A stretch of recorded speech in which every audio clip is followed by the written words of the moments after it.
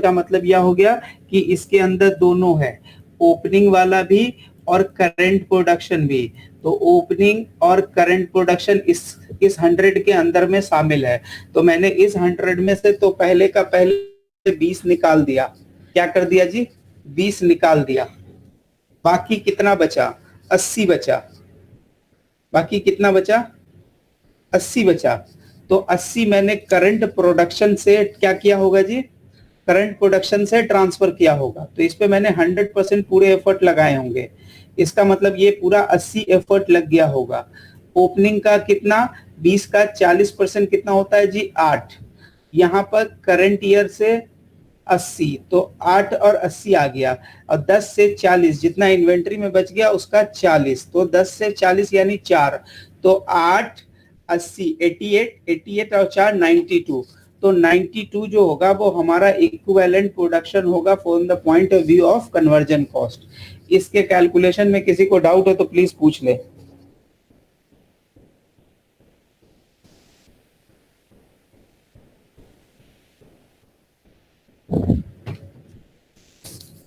ठीक है, आइए। ये सवाल बोलता है जी हमें कैलकुलेट करना है अंडर फीफो। फीफो पे हमें कैलकुलेट करना है। ठीक है, हमारे पास जो बिगनिंग इन्वेंट्री थी बोला 100% मटेरियल पे कंप्लीट है, 75% कन्वर्जन पे कंप्लीट है। तो 10,000 रुपया हमसे अगला किस में मांग रहा है जी? कन्वर्जन कॉस्ट का मांग रहा है। तो हम कन्वर्जन से चलेंगे, यानी करंट ईयर पे जब इसमें हम काम करेंगे सिर्फ 25% पे काम करेंगे, यानी 25% 90,000 का कितना? 25% पे काम करेंगे। इसका मतलब 10,000 का 25% कितना होता है जी? 2500। तो ये हम ले लिया। उसके बाद जी यूनिट कंप्लीटेड एंड ट्रांसफर। तो सबसे पहले यहाँ पे भी वही लॉजिक लगेगी। क्या लॉजिक है जी? कि इसके अंदर ओपनिंग का माल होगा और करंट ईयर का माल होगा। तो ओपनिंग का तो हमने हिसाब नक्की कर लिया। अब बचा क्या? करंट का। तो करंट का इसमें से 10 निकाल दिया, यानी कि 80,000 जो है हमारा कंप्लीटेड एंड ट्रांसफर्ड है। तो उस पर हमने 100% एफर्ट लगाए होंगे। तो अभी 2500 और 80,000 आ गया। बाकी जो बचा है वो कितना? 8,000 है। 8,000 के ऊपर 60% काम कंप्लीट है। 8,000 का 60% कितना होता है? 8 छक 48, 4,800, तो 4,800।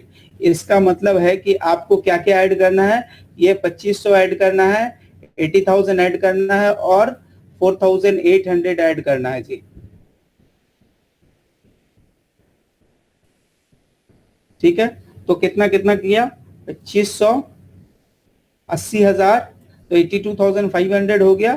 फिर उसके ऊपर 4,000, तो 82,500, 86,500 के ऊपर अपने 800 और लगाना है। तो 87,300 आई बिलीव आएगा।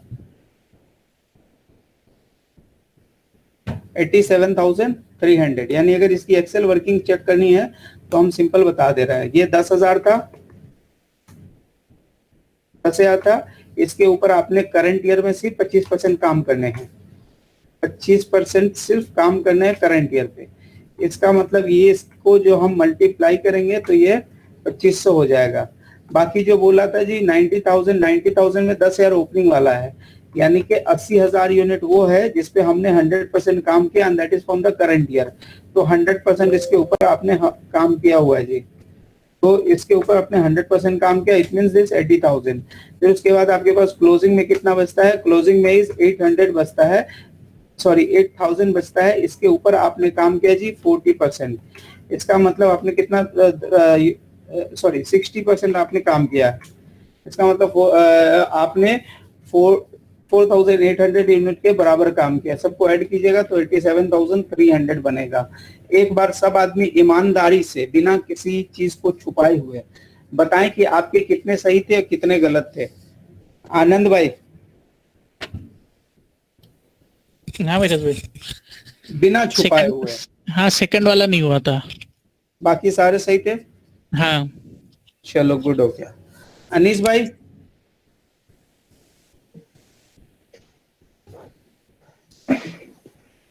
ताहिर भाई, सर 3 में डाउट था, हाँ लेकिन हाँ तुक्का मारा था जिसे बोल दे। हाँ, अच्छा बाकी 70% सही था। चलिए माशाल्लाह, गुड।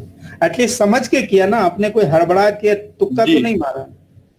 नहीं नहीं, 3% पे वो आंसर समझ नहीं आ रहा था कैलकुलेशन पे, तो उस पे जो है ना तुक्का मारा है। चलेगा, कोई नहीं। और अनिश भाई आपने बताया? राज भाई 8 ठीक है 8 जी। चलो गुड हो गया, अच्छा है, इट्स गोइंग गुड। सुनील भाई? 8 सर, 4 टाइम सेकंड लास्ट दोनों गलत है, बाकी 8 सही है सर। मिराज भाई ये एक दफा एक चीज पूछनी थी, ये कितनी दफा करें तो ठीक परमानेंटली यानी कि याद रह जाते हैं? सेम क्योंकि सवाल को तो सुनिए ना, सेम सवाल को करिएगा तो सवाल याद हो जाएगा, लॉजिक याद नहीं होगा। तो इससे बेहतर ये है कि कोई दूसरा सवाल उठाइए, उससे प्रैक्टिस करके चेक कीजिए कि वहां पे आपकी चीजें काम कर पा रही हैं कि नहीं। मैं 47 क्वेश्चन है क्लासिफिकेशन के, वो मैंने खत्म किए थे एक हफ्ता पहले। रात मैंने रिवीजन किया है तो उसमें से आधे फिर गलत। हाँ, इसका मतलब ये कि आप समझ के नहीं कर रहे थे, हड़बड़ा के कर रहे थे। अच्छा, मैं इसको हड़बड़ा के करना कहते हैं। हाँ, मतलब अब उसको क्या जल्दी जल्दी में। तौहीद भाई कितने थे? चले क्वेश्चन नंबर अभी हम बोलिए बोलिए बोलिए। ठीक है भाई, सही है। नहीं नहीं, सही थे गलत थे नहीं, नंबर पूछा ना भाई, वो स्कूल वाला आप एकदम साइंस लगा देते। नहीं मतलब 8 8 सही थे। वकार भाई आपके कोई भी सही नहीं थे, 0। वकार भाई के 0 थे क्या? जी अल्हम्दुलिल्लाह। ऐसे नहीं चलेगा भाई, ये सीएम में खून पसीना सब मांगता है। अल्हम्दुलिल्लाह। वकार भाई आपसे पहले मैंने पढ़ा है अल्हम्दुलिल्लाह। हाँ, तो ये वाला नहीं चलेगा। अपर्णा भाई आपका कितना सही था जी? भाई 67 नहीं आया था। अच्छा, मतलब बाकी सब सही था। हाँ भाई। चलो गुड हो गया। असाइनमेंट नंबर 5 पे आते हैं। 1 मिनट का सिर्फ पानी पीने का ब्रेक है और कुछ ब्रेक नहीं है, क्योंकि हम इसी स्पीड से जाएंगे। क्योंकि मैं एज्यूम कर रहा हूं कि आपने सवाल करने के लिए पढ़ा होगा। सर मेरा एक जनरल क्वेश्चन है। हाँ बोलिए। मुझे किसी ने लास्ट टाइम पूछा, वो इंटरव्यू क्वेश्चन था मेरे साथ, तो वो बोल रहा था हमारी इन्वेंट्री में जो मीन ओवर कैलकुलेशन है, मतलब कि 200,000 की एक्चुअल है, लेकिन वो उसने जो है ना 400 की लिखी हुई है। हाँ ठीक जो है। पिछले सीएफओ था या जो भी अकाउंट्स टीम थी, हाँ हमें अब उसको कैसे जो है ना ट्रीट करेंगे इन फ्यूचर, तो हम एक्यूरेट वैल्यू पे पहुंच जाए। तो उसका प्रायर पीरियड एडजस्टमेंट मारना पड़ेगा आपके बुक्स पे, अकाउंटिंग के पॉइंट ऑफ व्यू से। आपको जो है 2000 से एक्स्ट्रा एक्सपेंस बुक करना पड़ेगा प्रायर पीरियड एक्सपेंसेस के नाम पे। ठीक है। Then only your inventory will be correct. Mean के लॉस आपको लिखना आपको ऐसे करना पड़ेगा। आपको इन्वेंट्री का वैल्यू घटाना होगा, क्योंकि वो बढ़ाया हुआ था, तो आपने इन्वेंट्री घटानी है। तो आपने कैसे लिखेंगे? इन्वेंट्री क्रेडिट कर लेंगे। जी वो तो समझ आ रहा है। पहला वाला लाइन को डालेंगे प्रायर पीरियड एडजस्टमेंट डेबिट, हो गया। और जब आपकी पीरियड क्लोजिंग होगी तो ये पीएल में चला जाएगा, PL debit to prior period item.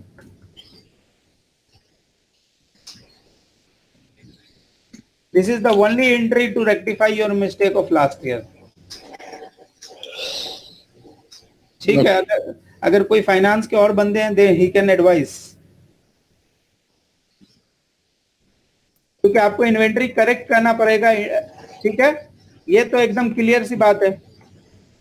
लेकिन उसने जिस क्वेश्चन पूछा था, मैंने अब नॉर्मल लॉस के पॉइंट ऑफ व्यू से बताया था कि हम उसको एज ए लॉस ट्रीट कर लेंगे और देन हम पॉइंट पे पहुंच जाएंगे एक्यूरेट वैल्यू पे। एक्चुअल में देखिए, ये जो है ना, ये अकाउंटिंग का ये थोड़ा सा ट्रिकी पॉइंट है, जहां पे आपको ये सामने वाले को एक टर्म बताना पड़ता है। That term is called prior period item. क्योंकि वहां पे ये पता चलता है ना, वो हिंदी में आप कभी पढ़े नहीं है ना, हिंदी में हम लोग एक टर्म यूज करते हैं, भूल चूक लेनी देनी, यानी कि गलती से कुछ आगे पीछे हो गया तो कोई बात नहीं है, आगे हम लोग एडजस्ट कर सकते हैं। वो हिंदी में जब हम लोग इंडिया में वाउचर लिखते हैं ना, उसके नीचे में लिखते हैं एक्चुअल में what is used for prior period adjustment. इसमें युवराज भाई हमारे पास जो छोटी इन्वेंट्री होती है ना जिसमें, तो उसमें हम उसको क्या कहते हैं कि आपकी जो क्वांटिटी है वो इशू ज्यादा हुई है यानी बुक्स में, और फिजिकली जो मूवमेंट है वो कम हुई है। तो वो अगर करंट ईयर का तो सीधी बात ये हो गया ना, provision for loss, provision of appreciation, provision for inventory करके माइनस कर लीजिए ना। या दूसरी सूरत ये होती है कि आपने इन्वेंट्री इशू की और उसमें से कुछ इन्वेंट्री वापस आ गई लेकिन उसको बुक्स में एडजस्ट नहीं किया गया, तो फिर आपकी इन्वेंट्री बढ़ी हुई है ना। हाँ, इन्वेंट्री दोनों सूरत में इन्वेंट्री क्या है कि इसकी मेजर दो रीजन है बढ़ने की, कि आपके पास इन्वेंट्री बुक्स में ज्यादा इशू हो गई है और फिजिकली आपने कम इशू दिए हैं। दूसरी रीजन ये है कि आपने इशू किए थे ठीक, लेकिन उसकी जो इन्वेंट्री गई है उसमें एक बड़ा स्टॉक वापस आ गया है, वो आपने बुक में एडजस्ट नहीं किया। तो ये रीजन है। देखिए अगर कहीं से सेल्स रिटर्न आ गया तो आज नहीं तो कल आपका रिकॉर्ड हो जाएगा इसमें पार्टी रिकंसिलेशन में। अगर स्टोर का खाली अगर ये है, जैसे स्टोर आउट स्टोर इन होता है ना, मेनली ये मिस्टेक कहाँ पे होते हैं जब आप इंटरनल ट्रांसफर करते हैं। बिल्कुल ठीक है, तो फिर वहां पे भी अगर आपकी इंटरनल रिकंसिलेशन पे अगर करेक्शन हो गया तो ठीक है, नहीं तो फिर वहीं पे भी वहां पे भी आपको एक एडजस्टमेंट एंट्री मान के सही करना पड़ेगा। Very good. यस 10 o'clock नहीं है, 53। अच्छा 9 o'clock 53 मिनट। ओके। और अगर ये होगी तो बड़ी वाली इस पर, बड़ी वाली 11 पर आएगी और छोटी वाली 10 और 9 के बीच में रहेगी। तो ये आ गए, तो ये तो प्रैक्टिकल चीजें हैं, आपने डील कैसे करनी होती है ये आपका स्किल सेट बताता है। कितना आपने मटेरियल, कितना हम लोग इसका सवाल किए थे क्या? हाँ आपने किया था हमसे, लेकिन वहां पे बात ये था कि आप हमसे पूछ रहे थे हम कैसे हम अपनी प्रॉफिट बताएंगे बढ़ाएंगे बिना कोई टेक्निकल काम किए हुए। तो मैंने आपको बोला था फेयर वैल्यू अकाउंटिंग कर देंगे इन्वेंट्री की। नहीं, उससे पहले हम एक सवाल नहीं किए वैल्यू और अंडर वैल्यू। हाँ वो कैसे ये रिकंसिलेशन कैसे करेंगे वो आपने पूछा था, प्रॉफिट को कैसे रिकंसाइल करेंगे। अप्लाई, हाँ सेम प्रिंसिपल है, सेम। हाँ जी, तो सबसे पहले बिस्मिल्लाह तो बोल रहा है John Xiong the cost accountant of the Australian company is developing the department factory overhead application rates, ठीक है, for the tooling and fabricating department the budgeting overhead for the each हमारे पास दिया हुआ है, हम इसकी टोटल पे काम करेंगे। उसके बाद बोला है यूजिंग द डिपार्टमेंटल ओवरहेड। जब ये सब टर्म यूज किया रहे कि डिपार्टमेंटल ओवरहेड यूज कर रहा है, इसका मतलब they are looking for some blanket rate, they are looking for some blanket rate. थोड़ा सा ये बंद कर लीजिए ना पकार भाई, जी हाँ रिकॉर्डिंग पे बोल रहे थे। तो देखिए यूजिंग द डिपार्टमेंटल ओवरहेड जब बोलता है इसका मतलब क्या है, he is asking for some blanket rate. ठीक है, अब हमसे बोल रहा है जी ब्लैंकेट रेट निकाल के अप्लाई करना है। बोल रहा है total overhead apply to the job 231, job 231 उसका कोई काम होगा in the tooling and fabricating department. ठीक है, तो टूलिंग एंड फैब्रिकेटिंग डिपार्टमेंट का हमारे पास इंफॉर्मेशन दिया हुआ है। ठीक है, अब हम एक काम करते हैं, हमारे पास दूसरा और कोई स्टोरी नहीं है तो हम इसको इससे डिवाइड करेंगे, इसको इससे डिवाइड करेंगे। ठीक है, तो असाइनमेंट 4 है इसमें किया हुआ जी अर्णव भाई? हाँ भाई स्क्रॉल करना है। अच्छा चलिए करता हूँ। हाँ तो बस सिंपल सी लॉजिक लगानी है जी। क्या 8625 लगाया, 8625 डिवाइड बाई 460 मल्टीप्लाई बाई जितने आवर्स आपने कंज्यूम किए हैं, 12 आवर्स कंज्यूम किए, 12 से मल्टीप्लाई कर लो। फिर इधर में कितना है 16,120, 16,120 कर लो। उसके बाद जितने टोटल्स आपने इसमें आवर्स लगाए थे 620, उसको टोटल आवर्स से डिवाइड करना और जितने नए आवर्स उसमें लगने वाले हैं 3 आवर्स उसको मल्टीप्लाई कर देंगे। तो ये सिंपल सी मैथमेटिक्स थी, इसमें कोई साइंस नहीं था। आराम से दोनों का जो कॉस्ट है उसको सिर्फ आपको ऐड कर देना and that add will be so known as the total cost allocated on the job number 231। तो इस तरह से हम अपना कॉस्टिंग निकाल लेंगे। तो 303 आना चाहिए टोटल का। तो यानी कि आंसर हम बोल सकते हैं जी, हमारा आंसर आया बी। अब आया जी क्वेश्चन नंबर 2, बोलता है कि a company that uses the process costing system impacts the inspect that the goods at 60% stage of the completion and the firm ending inventory is 80% complete. How would the firm accounts for the normal and abnormal? ये इतना सारा कहानी लिख के सिर्फ आपसे ये पूछ रहा है कि दोनों की अकाउंटिंग कैसे करोगे। तो सीधी बात है, नॉर्मल को क्या करेंगे जी, कॉस्ट ऑफ गुड यूनिट में ऐड कर देंगे, एबनॉर्मल को क्या करेंगे जी, अलग से हम ट्रीट करने वाले हैं। ठीक है, तो ये बोल रहा है जी normal spoilage would be allocated to the cost of good unit completed during the year और एंडिंग इन्वेंटरी जो भी होगा। इन कॉन्ट्रेस्ट एबनॉर्मल कॉस्ट को क्या करेंगे जी, राइट ऑफ कर देंगे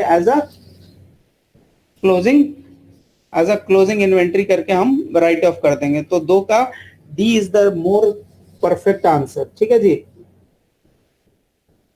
प्रणब भाई। हाँ भाई, डी ज्यादा परफेक्ट है क्योंकि आपको इन्वेंटरी के बारे में भी तो सोचना पड़ेगा ना कि इन्वेंटरी का क्या करूं। तो डी। चलो यहाँ पे हमारी बात हो रही है जी, Southwood industry uses the process costing system and inspect the goods at the end of the manufacturing. The inspections में हमको ये दिखा रहा है जी 16,000, फिर 300 यूनिट स्क्वालिश, फिर 100 यूनिट्स का एबनॉर्मल। उसके बाद बोला यूनिट कॉस्ट में मटेरियल में मतलब यूनिट कॉस्ट मटेरियल 3 रुपया 50 पैसा और conversion the number of that unit transfer to the finish inventory. बोला है the number of units that Southwood transfer to its finish inventory and the related cost, कितना unit उसने transfer किया उसके बारे में बात हो रहा है। और साथ में ये पूछ रहा है जी आपने कितनी की कॉस्टिंग आएगी, आपकी कॉस्टिंग क्या आएगी। तो सबसे पहले आपने यूनिट कितने ट्रांसफर किए हैं जी। देखिए पहली बात तो ये है कि नॉर्मल कॉस्ट की जो आपने इन्वेंटरी गुड यूनिट पे चार्ज कर देनी होती है। ठीक है, तो यानी कि जब आप ये करेंगे यूनिट आपकी जो है वो ट्रांसफर होगी सिर्फ 16,000, लेकिन जब आप कॉस्टिंग करेंगे तो वो कितने हजार से करेंगे, 16,300 से करेंगे। कितने से करेंगे जी, 16,300 से अपनी कॉस्टिंग कंप्लीट करेंगे। यानी कि इसकी अकाउंटिंग अगर देखना चाहते हैं तो कैसे होगा वो देख लेते हैं।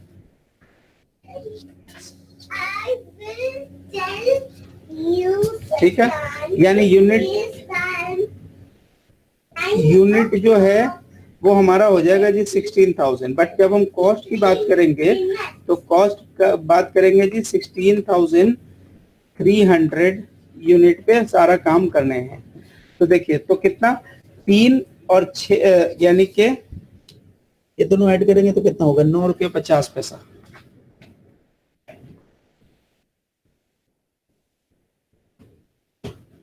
यानी 1,54,850। तो 1,54,850 जो है वो हमारा क्या निकल जाएगा जी, जितना यूनिट ट्रांसफर्ड होगा उसका कॉस्ट निकल जाएगा। तो इसमें किसी को एतराज नहीं होना चाहिए। दूसरा ये सवाल बोल रहे हैं जी, ये सवाल बनाना है, हमने पीछे भी बनाया था, लेकिन पीछे बनाया था किस पे, पीछे हम बनाए थे वेटेड एवरेज पे। अभी हमसे सवाल पूछ रहा है जी हमको बताना है total cost assign to the next department बताना है यूजिंग द वेटेड एवरेज, लेकिन अब सवाल कन्वर्जन पे बताना है। तो अगर सवाल कन्वर्जन पे है तो आप आराम से जाएं। सिंपल सी बात यह है कि हमने कितने यूनिट्स बनाए हैं, हमने यूनिट ट्रांसफर हो गया जी 100, कितना क्लोजिंग की बच गई जी 4। तो 104 कितना हो गया जी, हमको मेरे लिए यूनिट कितना हो गया 104। ठीक है, उसके बाद 104 हमारा ईयूपी हो गया। अब कॉस्ट के बारे में बात कर रहे हैं तो कॉस्ट में आ जाएगी हमारे पास 180 का कन्वर्जन था और साथ में हमने करंट ईयर में कन्वर्जन अप्लाई किया जी 1484।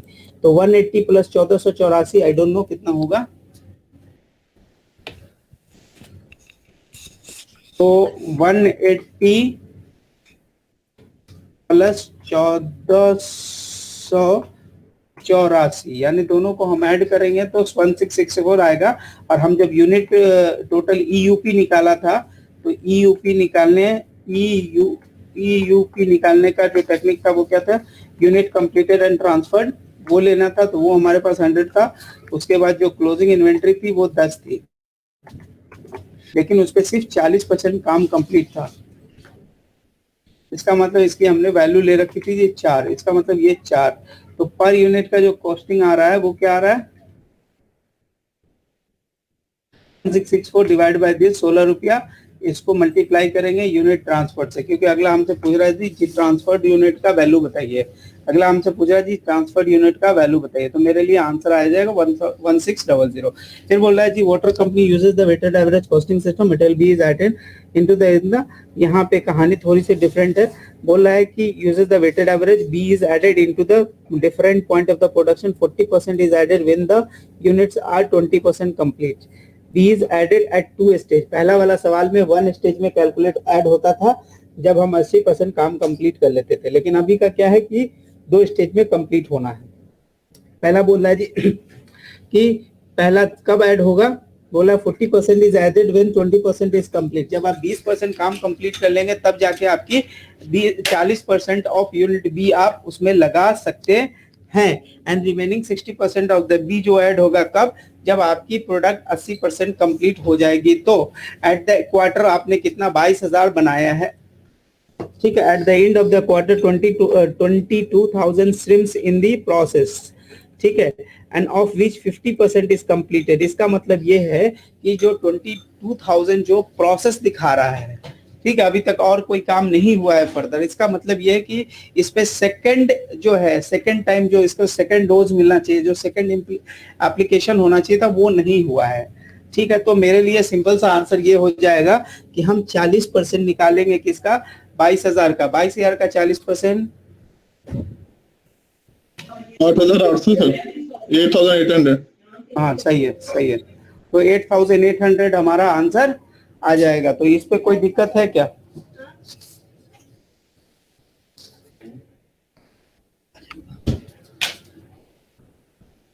ठीक है, तो ये 8,800 की लॉजिक भी क्लियर है। बोल रहा है कि बात करना using the activity costing which of the following department would be expected to use the machine hour. तो यहाँ पर देखना है कि सबसे ज्यादा किससे मशीन आवर रिलेटेड है, किसके लिए ट्रिगर करता है।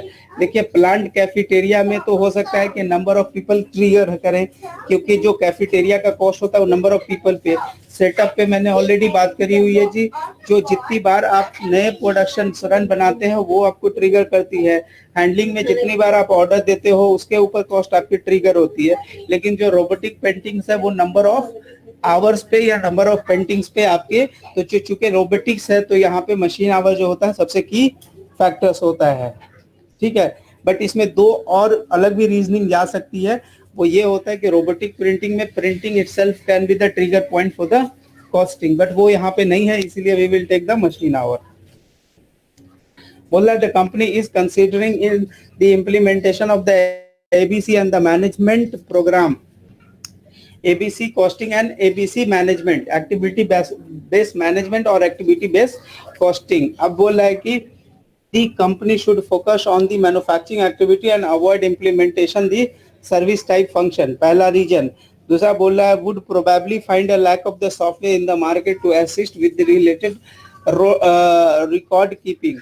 चौथा would normally gain the added insights into the cause of cost। This is the right reasons I believe, क्योंकि जब आप कोई भी एबीसी कॉस्टिंग या एबीएम लगाएंगे तो आपको ज्यादा अच्छा इंसाइट्स मिलेगा। You will have the more clarity, more conceptual understanding about the thing.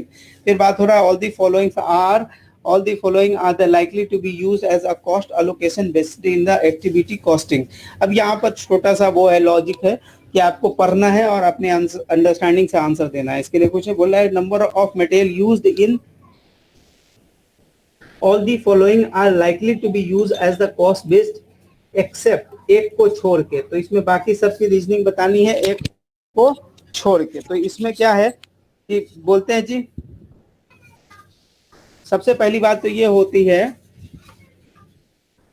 कि देखिए number of different material use to manufacture the products, number of different material use to manufacture the products.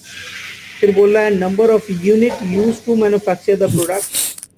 तीसरा बोला number of vendor supplying the, these are actually asking as a base for distributing। तो number of different material, this is a one activity driver. Different material से cost trigger होगा, या unit जो use करेंगे उससे cost trigger होगा, या number of vendor से कॉस्ट ट्रिगर हो सकता है। लेकिन cost of material use in manufacture of overhead, ये किसी चीज के लिए यानी कोई ओवरहेड को ये कॉस्ट ट्रिगर नहीं करता है, ये ओवरहेड को कॉस्ट ट्रिगर नहीं करता है, ठीक है। तो इसीलिए हम इसका आंसर्स ये रखते हैं।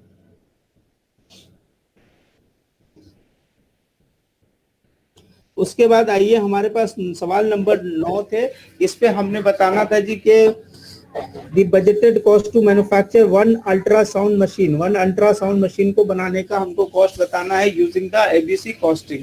एग्जाम में ये सब सवाल जो है ये आखिर में करने का है, शुरू में नहीं करने का, वरना फिर आपका वो 50 जो 100 का टारगेट है वो स्किप वो ये हो जाएगा, फेल हो जाएगा, ठीक है। ये वाला ध्यान रखने का है। अब बोला है जी के company has a two type of engineering diagnostic used to the production, two products are used the two different X-ray and ultrasound, but the X-ray and ultrasound बोल के कुछ चीजें यूज हो रही हैं, ठीक है जी। उसके बाद बोल रहा है कि but manufacturing in the same factory the Pelder has computed the manufacturing cost of the x-ray sound by using all together adding together direct material, direct labor and direct overhead applied over a number of direct labor, यानी traditional costing के बारे में बातें कर रहा है। The factory has a 3 overhead departments दिया हुआ है that supports single production lines and that makes both the product, ठीक है। ये भी दिया हुआ, बजटेड ओवरहेड दिया हुआ है जी, इंजीनियरिंग डिपार्टमेंट के कॉस्ट है, उसके बाद मटेरियल्स एंड सेटअप्स के कॉस्ट है, और मटेरियल हैंडलिंग के कॉस्ट है, और सेटअप के कॉस्ट है, ठीक है जी। तो यहाँ पे इसने बोलना है कि क्या क्या चीज के कॉस्ट लगाने हैं, इंजीनियरिंग के, हैंडलिंग के और सेटअप के, यानी 3 एक्टिविटीज अब आगे तीन जगह पे हमारे कॉस्ट जमा हो चुके हैं, ठीक है। एक्सरे में बोलता है जी 50 बनेगा, उसके बाद अल्ट्रा में 100, मटेरियल का इंफॉर्मेशन दे दिया जी, मटेरियल का इंफॉर्मेशन, लेबर का इंफॉर्मेशन दे दिया, ठीक है। उसके बाद बोल रहा है इंजीनियरिंग, तो इंजीनियरिंग के लिए हम लोग यूज करते हैं जी कौन सा, नंबर ऑफ पार्ट यूज हमारे लिए हो सकता है इंजीनियरिंग का कॉस्ट, ठीक है, नंबर ऑफ पार्ट यूज हो सकता है। आगे इसमें कुछ और भी रीजनिंग दी है क्या। उसके बाद नंबर ऑफ इंजीनियरिंग चेंजेस जो है वो मटेरियल हैंडलिंग पे डाल देंगे, और नंबर ऑफ प्रोडक्शन सेटअप जो है वो सेटअप पे डाल देंगे। तो इस तरह से हम तीनों कॉस्ट को लेंगे, 6000, 5000 और 3000।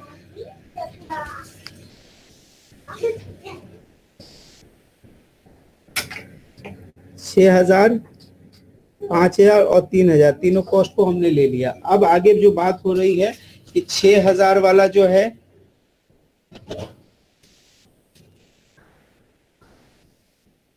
$6,000 वाले पे हम इंजीनियरिंग, चूंकि ये इंजीनियरिंग डिजाइन का है तो जितना बार इंजीनियरिंग डिजाइन चेंज होगा वो हम ले लेंगे, तो 2 + 1 3 ले लेंगे। उसके बाद जो है मटेरियल का हैंडलिंग कॉस्ट ले लेंगे, तो हैंडलिंग कॉस्ट जितना जो ऑर्डरिंग कॉस्ट है 600 और 400 दोनों के ऊपर ले लेंगे, 600 400 मिला के 1000 हो जाता है। उसके बाद हमारा जो है number of production setup cost जो है 30,000 जो है वो 15 से डिवाइड होगा नंबर ऑफ सेटअप से, सो दिस इज 87 मिला के नंबर ऑफ सेटअप्स बन जाते हैं। उसके बाद बोल रहा है जी हमको बताना है किसका, अल्ट्रासाउंड का कॉस्ट बताना, तो अल्ट्रासाउंड में जितने जितने यूनिट्स लगेंगे उसकी इसके से मल्टीप्लाई कर देना है। तो पहले वाले में हमारे कोई 600 कॉस्ट, पहला वाले में हमारी इंजीनियरिंग डिजाइन 1 टाइम हुई थी तो मल्टीप्लाई बाय 1 हो जाएगा यहाँ पे, जिसके कारण इस पे 20 रुपया अलोकेट हो जाएगा। दूसरा बोला है जी हमारे पास जो मटेरियल यूज होगा पार्ट वो 600, तो उसका 600 मल्टीप्लायर हो जाएगा, तो 600 डिवाइड बाय 100, क्योंकि उसकी 100 की प्रोडक्शन है तो उसको यही पे इन्होंने एवरेजिंग कर दी है। फिर उसके बाद बता रहे जी सेटअप में, तो सेटअप हमारा 7 टाइम्स का सेटअप जा रहा है, तो 7 से मल्टीप्लाई हो जाएगा तो 1400 आएगा, चूंकि इनका जो प्रोडक्शन साइकिल है वो है 100 का, तो 1400 डिवाइड बाय 100 करेंगे तो 14 आ जाएगा। इसका मतलब ये है इस पे यहाँ पे हमारा 20 आ गया, यहाँ पे 30 आ गया, यहाँ पे 14 आ गया।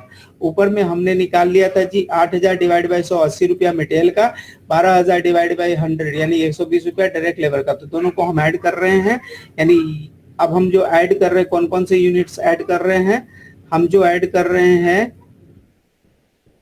80, 20, 100, 20, 140, 140, 70 और ऐसे 14 उसमें ऐड हो रहा है, पता नहीं 80 और 120, 220 हो गया, सॉरी ये 220 था, ये 120 है, तो 80 और 120 200 हो गया, 220, 250, 260, 264 आ गया जी हमारा answer producing 1 unit of ultrasound. फिर आ गया जी हमारा सवाल नंबर 10 में हमसे पूछा गया था कि कौन ज्यादा बेहतर प्रॉफिट देगा। तो आई थिंक ये सवाल हम लोगों ने डिस्कस कर लिया था। तो will be simply following this line कि मॉर्फिन के पास 1925 का प्रॉफिट ज्यादा आएगा। मॉर्फिन इज मोर प्रॉफिटेबल, क्योंकि हमने यहाँ पे सारे कैलकुलेशंस कर लिए थे। ठीक है, तो ये सवाल नंबर 4, असाइनमेंट नंबर 5 पे अपनी अपनी परफॉर्मेंस बताएं भाई, किसकी कितनी सही थी। आनंद भाई बोलो। 9 सही थे सर। 9 सही थे। ताहिर भाई? सर मैंने अटेम्प्ट नहीं किया था उस टाइम पे, मैं ऑडिट में बिजी था। तो मतलब सवाल पढ़ के समझ आया कि चीजें आसान है, कोई मसले नहीं है। जी जी। अनीस भाई का कुछ है कि अनीस भाई नहीं है? जी 9 ठीक है। 9 ठीक है। सबने एक सी मार्जिन रखी है कि ऑडिटर आज पकड़े नहीं। एक गलती नहीं रखूंगा, ऑडिटर बोलेगा सब कॉपी है। नहीं ऐसी बात नहीं है, मेरे 7 तो ठीक थे, 2 तुक्के थे। चलो, और एक मैंने किया ही नहीं है। चलो गुड हो गया। और स्नेहल भाई आप बताओ भाई। सर 8। सर सेकंड में मैंने सी लिखा था, और सर जो नॉर्मल वाला था उसमें 293 लिखा था सर। अच्छा, तौहीद भाई आपने भी कुछ ऑडिटर को सेटिस्फाई किया और 40 में कुछ गफला हुआ सर। आपने 3-4 बता, आपने बोल दे कितना बोले ना, 70, 60, 50 कुछ तो बोल दे नंबर्स, कुछ तो सही होंगे। 60 जी, 60 अच्छा लगता है, अभी ऑडिटर के हैं। चले सही है। यशवंत भाई ने करना नहीं होता, बस यशवंत भाई जो है वो हमारे अटेंडेंस लगा रहे हैं। He don't want to study, so I'm not asking him anymore. Yashwant भाई हो कि नहीं हो? यस सर, यही हूँ सर, मैं यही हूँ। तो आप तो करते नहीं हो ना, इसलिए आपसे पूछना छोड़ दिया मैंने, क्योंकि मेरा बेस मैंने किया था, मैंने आपको भेजना वो कि क्लास शुरू होगी, फिर आपको भेजा नहीं। चलो ठीक है, लेकिन इस वाले में देखो हमारे यहाँ जो होते हैं ना, वो टीचर एक बच्चे का 3-4 बार 5 बार जब देखता है नहीं करता, तो उसके आगे उसका बेस जजमेंट असेसमेंट होता है। उसको लगता है बच्चा करेगा ही नहीं। नहीं सर, किया था। 6 ठीक थे, ज्यादा ठीक है। और मैं थोड़ा बिहारी टीचर हूँ, इसलिए मैं बोलता हूँ नहीं भाई इसको छोड़ूंगा नहीं, इससे तो करवा कर रहूंगा। अरे नहीं सर, मैं खुद भी छोड़ूंगा। आप तो करना करो। अच्छा चलो, क्वेश्चन नंबर असाइनमेंट नंबर 6 बताओ भाई। सर असाइनमेंट नंबर 6 मेरे पास नहीं था सर। ग्रुप में डाला था मेरे भाई। तो भाई मुझे भी नहीं मिला ये। अच्छा, ये तो फिर नहीं आपने डाला होगा सर, शायद मैंने नहीं देखा होगा, बिकॉज अगर 5 में 4-5 करता हूँ तो 6 क्यों छोड़ूंगा। चलो एक काम करता हूँ, एक मैंने 7 नहीं दिया आप लोग को, ठीक है? 6 भी फॉलो कर लोगे सर एक बार? 6 को नहीं, अब हम बता दे रहे हैं कि 6 किसने किसने किया होगा। एक हमारे को याद है कि आनंद भाई ने किया है, और प्रणव भाई ने किया, और रोशन भाई ने किया है। 3 आदमी ने सिर्फ किया 6, और किसी ने सर मिला, आपने डाला था सर, उसी दिन डाला था, मैंने देखा नहीं। हाँ, और किसी ने नहीं किया। ठीक है, तो मैं नहीं चाह रहा हूँ कि फिर सारे को नया नया लगने लगे। तो एक काम मिराज भाई आपने मेरे जवाब नहीं देखे। ओए होए होए, चलो भाई अनीस भाई ने भी दिया, एक्नॉलेज। अरे मैं स्लो हो जाऊंगा, मेरा काम की वैल्यू नहीं हो रही।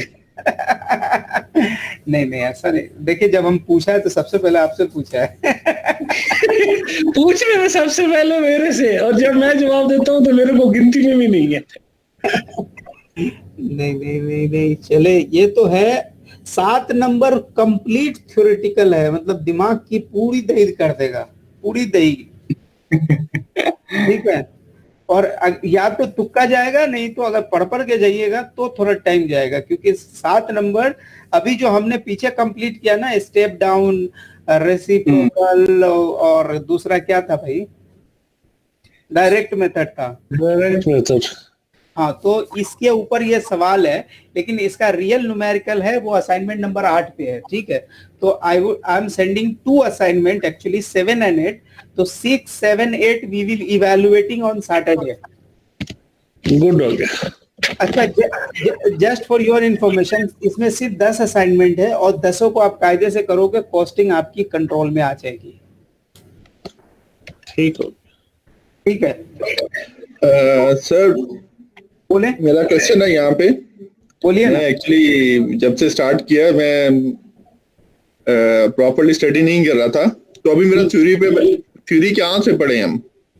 थ्योरी देखिए, एक तो हमने आपके साथ एक अपना जो स्लाइड शेयर किया हुआ है कॉस्टिंग के लिए, तो आप कॉस्टिंग के लिए वो सारी स्लाइड्स को ही पढ़े, एक बार नहीं 3 बार पढ़े, 4 बार पढ़े, आपके सारे कंसेप्ट वहां से क्लियर होंगे। दूसरी चीज ये है कि अगर आपको थोड़ा टाइम मिल जाता है तो मैं ये बोलूंगा कि हॉक से अगर आप पढ़ पाते हैं तो आप हॉक से थोड़ा टाइम निकाल के पढ़ सकते हैं, ठीक है। बाकी आप वाइली से भी पढ़ सकते हैं, कोई भी आपके पास वाइली, ग्लीम कोई भी है उससे भी आप पढ़ सकते हैं, लेकिन वहां पढ़ने के पहले, वहां जाके आपका टाइम इन्वेस्ट करने से पहले मैं यही सजेस्ट करूंगा कि मेरे वाले नोट्स आप पढ़ें, मेरे जितने न्यूमेरिकल से कराता हूं आपके साथ वो सारे एक्सेल से निकाल के सारी की प्रैक्टिस करें, फिर कहीं आप पढ़ने का टाइम लगाएं।